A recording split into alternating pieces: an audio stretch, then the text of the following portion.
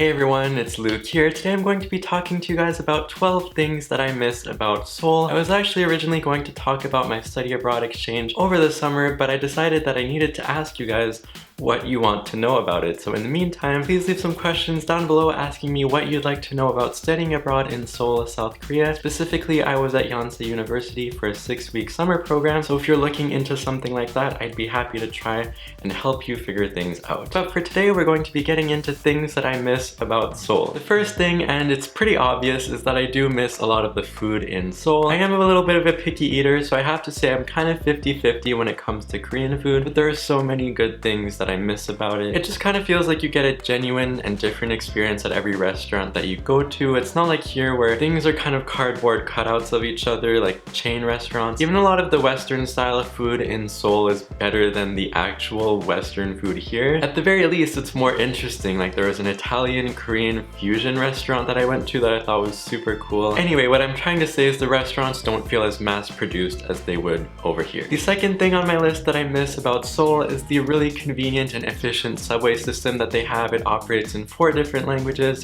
English, Chinese, Korean, and Japanese. Super huge and complicated, but also really easy to navigate at the same time. If you download this app that I believe is just called Subway, you can still use your data while you're underground, and if you're with a Korean service provider, you can actually get free Wi-Fi, which, you know, that's pretty much as good as it gets. The one thing is it does get quite crowded at peak times, but that happens in my city and pretty much every city too. Number 3, I feel a little bit cringy saying this, but I really miss the K-pop aspects in Seoul. I miss being able to walk onto the street of Hongdae or Sinchon and hear K-pop playing from every storefront. Some people find that really annoying, but for people that actually enjoy it, there's something kind of special about it to be in a foreign place and have that familiarity of songs that you already know. And the cool thing was when a song would come out, I would actually hear it the next day on the streets and also be able to buy the albums or go to events there. Number 4, this one is kind of random, but things do stay busy even at night. So I didn't feel weird going out at like 11 p.m. midnight. There were still people out on the streets and you could go buy some stuff from the convenience store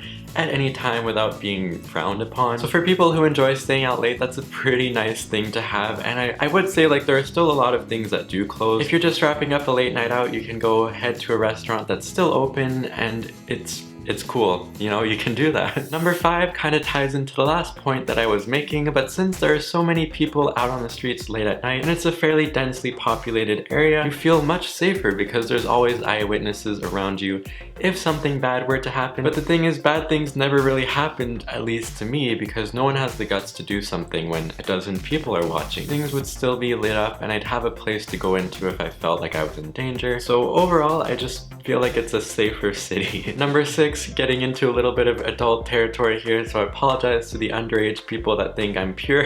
I enjoy the drinking culture and the club culture that Seoul has to offer. It's very easy to find alcohol like in every convenience store and it's very cheap, which if you're able to control yourself is a very good thing. I'm not saying that you should be into drinking. If you know how to enjoy it and control yourself, it's a very fun aspect of the culture. Number 7 on my list sort of ties into the first point about food, but it is cafe culture and the restaurants themselves. But my favorite thing about restaurants there is that you don't have to tip at all in most restaurants anyways. The service is super fast too. You can just flag down people with your hand, call out to them, or press a button on your table. Since getting back here, I've been very annoyed at having to wait for servers. Like I said in number 1, most restaurants are pretty unique and have their own character and atmosphere to them, so it's worthwhile going to explore. So my list may be getting a little bit redundant now, but at number 8 I have convenience stores because I just enjoyed the convenience stores in Seoul more than I do here. And this may just be because everything in their stores are unfamiliar to me and more interesting, but I just felt like they had more to offer, more goodies, more things like toiletries, and you can get ramen at any time of the day, boil it there in the store and eat it there if you want to. I mean, for lack of a better word, they just feel more convenient, and most of them are open 24 hours, so it's a great deal. Number 9 on my list is fashion, and I mean this in multiple different ways, but one way that I mean it is that people there, the majority of them tend to dress better, they know how to dress better, but I do think this can be explained by the clothes that they do have access to buying. It seems like there's just so many cheap stores almost everywhere, in the subway, on the streets, you can just walk into them. And you're not really supposed to try on clothes either because it is so cheap, they just kind of expect you to buy it. It just seems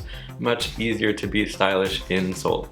I don't know. Number 10 on my list is that there are so many events and things to do in Seoul, especially in the summer. I remember 3 weekends in a row there was events going on just near my university. Water gun festival, beer festival, and then the weekend after that there was a huge water slide that they set up. Even in one tiny area there was so many things going on every weekend. I'm sure if you branch out and go other places in the city you can find so many things to do. But even on top of that, there are things that are consistent that you can do for fun, like going to karaoke or the PC bang, which is like an internet cafe for gaming. So since coming back here I've just been really bored because there hasn't been a lot of things going on. Number 11 is again a little bit redundant, but I miss being able to order food. I actually only did it 2 or 3 times while I was there. It's not super different from how we have it here, but it's just more developed and efficient and advanced. Like they have McDonald's delivery, which you can order from an app. You don't even have to call anyone. And on top of that, there are areas outside where you can have them bring food to you. Like you're not in a set location. You just have to meet them at a subway stop like near the Han River. That's just something that I would never get to do here in Canada. Like you can't order food to an outside location. That doesn't really work.